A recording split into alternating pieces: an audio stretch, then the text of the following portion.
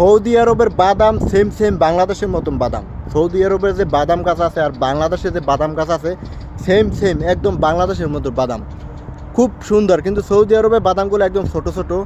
এই অবশ্যই আমি চলে আসলাম বাদাম গাছের পাশে, দেখেন এই কত সুন্দর ছোট ছোট লাল বাদাম। এদেশের বাদামগুলো আমি লাল, ঠিক আছে। আমার কোম্পানিতে এই জানে একটা ছোট একটা গাছে কত সুন্দরভাবে আমার বাদাম হয়েছে, অনেক বেশি। প্রত্যেকটা গিড়ে গিড়ে দেখেন, আমি প্রত্যেকটা গিড়ে গিড়ে বাদাম হয়েছে। আর গাছটা একদম ছোট, প্রত্যেকটা গিড়ে গিড়ে বাদাম হয়েছে। দেখেন এগুলো হলো আল্লাহর রহমত। গাছটা কিন্তু একদম ছোট আর বাদামগুলো একদম লাল, দেখেন বাদামগুলো লাল। এই আর এই পাশে খাজুর গাছ আছে, ওই খাজুর পাক্কে পাক্কে রয়েছে, কেউ ধরেও না খায়ও না, ঠিক আছে।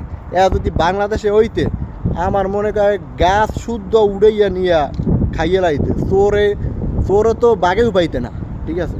তাই এগুলো হইলে ভাই উন্নত রাষ্ট্রে এগুলো সেফটি দ্বারা থাকে, কেউ ধরার সাহসও পায় না। এই কারণে এই রাষ্ট্র উন্নত। আর যদি এরকম বাংলাদেশে থাকতে তাহলে আপনার বাংলাদেশে ওই দিনই উন্নত হবে যেদিন মালের সেফটি বা দেশের আইন শৃঙ্খলা সুন্দরভাবে হবে, তখনই বাংলাদেশ উন্নত হবে। এইসব আরব কান্ট্রি রাষ্ট্রেতে মালামালের অনেক সেফটি আছে, কিন্তু সেটা বাংলাদেশে নাই। বাংলাদেশ যেদিন করতে পারবে এরকম, সেদিনই বাংলাদেশ উন্নত হবে।